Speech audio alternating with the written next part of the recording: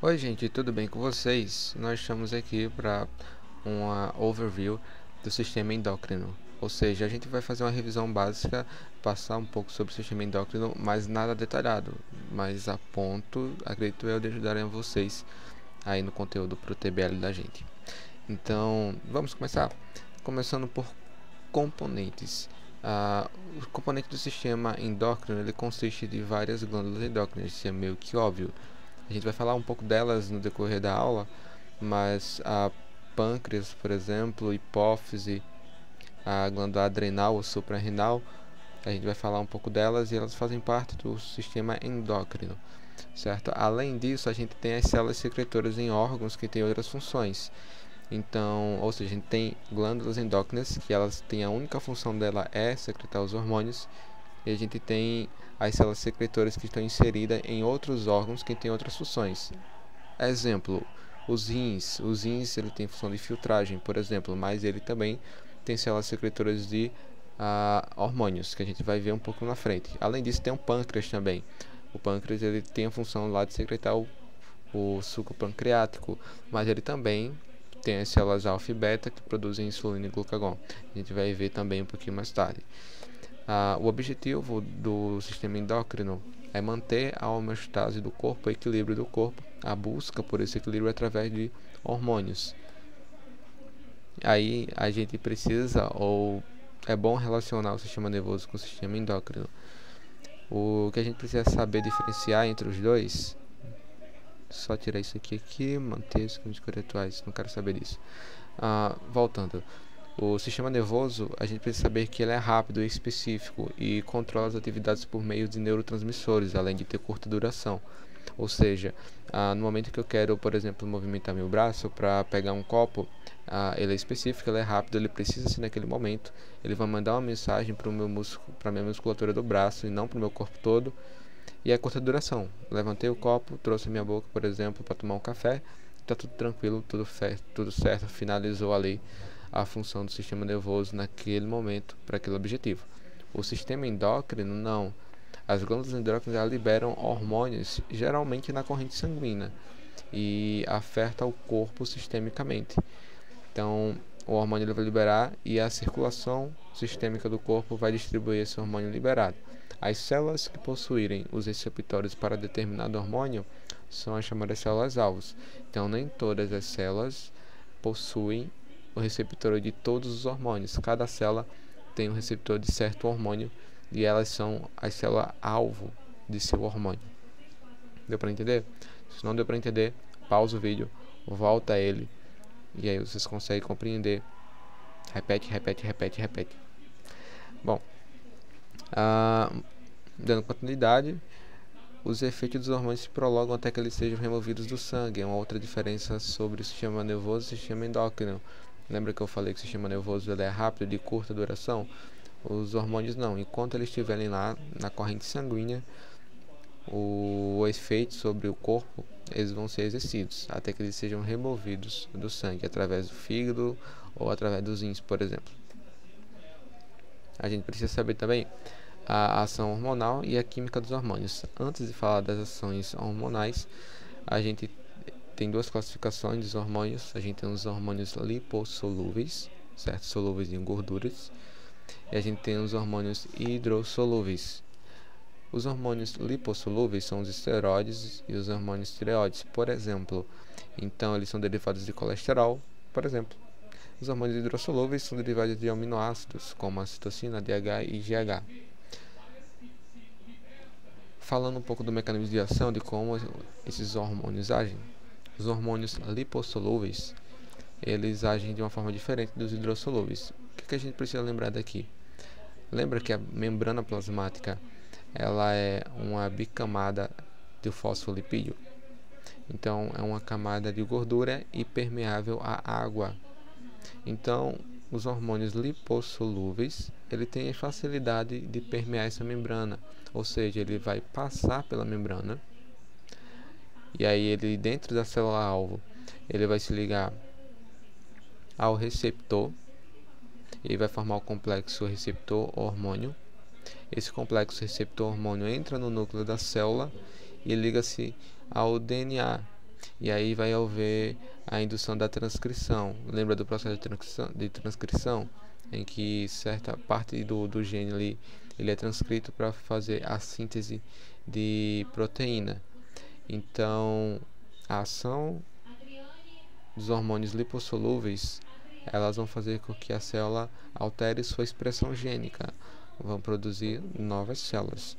Isso vai diferir da ação dos hormônios hidrossolúveis. Os hormônios hidrossolúveis, eles não vão passar pela membrana. Lembra que a membrana é de gordura, fosfolipídio? Então, ela é hidrofóbica. Os hormônios hidrossolúveis, eles não vão passar pela membrana. E aí, o que eles vão fazer? Eles vão se ligar a um receptor na membrana. Esse receptor, ele vai desencadear uma reação, geralmente é a conversão de ATP em AMP cíclico, certo? E esse AMP cíclico, ele é um segundo mensageiro. Então, voltando um pouco, recapitulando. O hormônio hidrossolúvel, ele vai se conectar a uma proteína receptora na membrana da célula. E aí, essa conexão, ela vai desencadear uma reação que é a produção de um segundo mensageiro mediante, geralmente, essa conversão de ATP em AMP cíclico. E esse mensageiro secundário, ele vai promover alterações na atividade celular. Que tipo de alteração? O AMP cíclico, ele ativa proteínas na célula.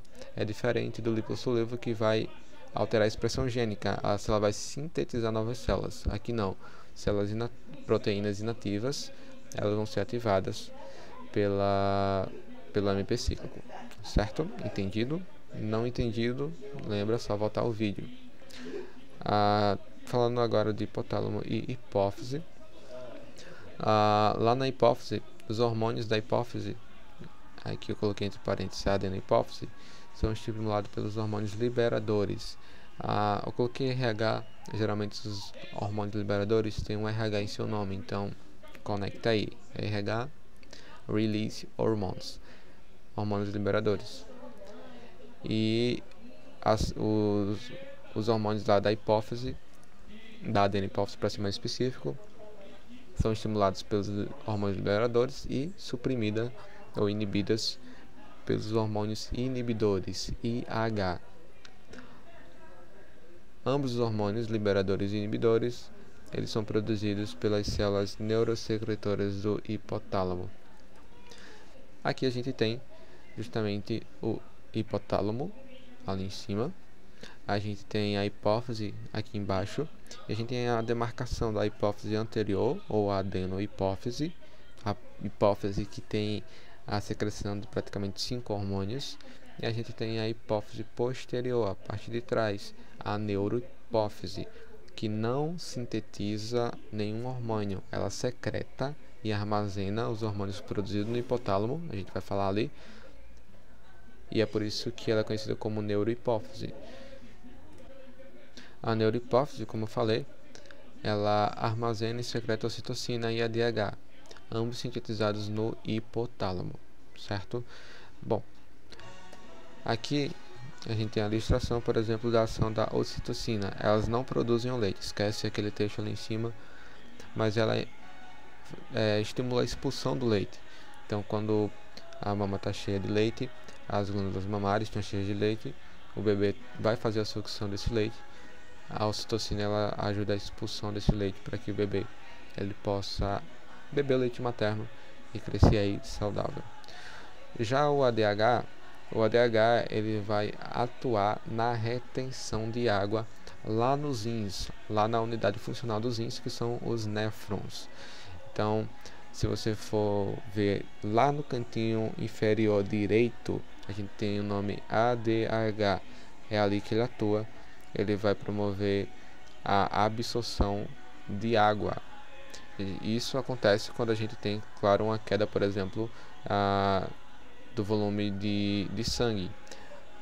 E aí a gente vai precisar, consequentemente, a queda da pressão arterial. Então, na hipotensão, a gente precisa que o volume sanguíneo ele suba, aumente. E com isso a gente faz a absorção de água. A gente absorvendo água, o plasma sanguíneo ele aumenta. consequentemente a pressão arterial ele aumenta, certo? Deixa eu voltar um pouquinho aqui. A gente vai falar da adenohipófise, a gente vai focar nela nesse momento, porque ela secreta 5 hormônios. Mas fica ruim para decorar, não é? 5 hormônios. Então a gente vai falar das células que estão presentes lá na hipófise anterior, a adenohipófise, e a partir das células vai ficar mais fácil você saber qual tipo de hormônio é secretado por elas. Então, vamos começar listando as células aqui. Lá na hipófise anterior, ou adenohipófise, a gente tem os somatotrófos. A gente tem os gonadotrófos, lactotrófos, corticotrófos e tireotrófos. Vamos pensar um pouquinho. Somato significa corpo. Qual hormônio está relacionado com o corpo? Ah, isso está muito vago. Se eu fizer isso aqui. Somatotrófos, eles vão ser estimulados pelo hormônio GHRH. Lembra do RH? Significa que é um hormônio liberador. GH, hormônio de crescimento. Então, o hormônio de crescimento ele vai ser estimulado a ser secretado pelos somatotrófos, certo? Vamos passar, a gente vai voltar para cá, vocês vão entender melhor. O GNHRH, não confundem, GHRH é o hormônio estimulador dos somatotrófos. GNHRH dos gonadotrófos, das gônadas. Os lactotrófos vão ser estimulados pelo PRH, o hormônio estimulador da prolactina. Os corticotrófos pelo CRH, ou hormônio liberador de corticotrofina. E os tirotrófos vão ser estimulados pelo TRH, tiroestimulante. Não, na verdade é o hormônio liberador da tireoide, de tiroestimulante, certo? Perdão. O GHRH ele vai fazer com que os somatotrófos libere GH, certo? O GNHRH ele vai fazer com que os gonadotrófos libere os hormônios das gônadas, dos ovários e dos testículos, que são FSH e LH, na hipófise, certo? Os ovários e os testículos, eles produzem hormônios próprios, que a gente vai ver um pouquinho mais na frente, mediante, claro, o estímulo desses hormônios aqui, FSH e LH. PRH vai fazer com que os lactotrófos ele produza e sintetize o PRL, ou a prolactina. Os corticotrófos ele vai fazer com que seja estimulado o ACTH, que é o adrenocorticotrofina estimulante. E o TRH vai fazer com que os tireotrófos estimule a produção de TSH. Produza, na verdade, o TSH. E o TSH vai atuar na tireoide. O ACTH ele vai atuar na glândula suprarrenal ou na glândula adrenal. A prolactina, PRL, vai atuar nas mamas com a produção de leite. Aqui sim vai produzir o leite. E o FSH e LH vão atuar nas gônadas. Vamos ver isso mais direitinho?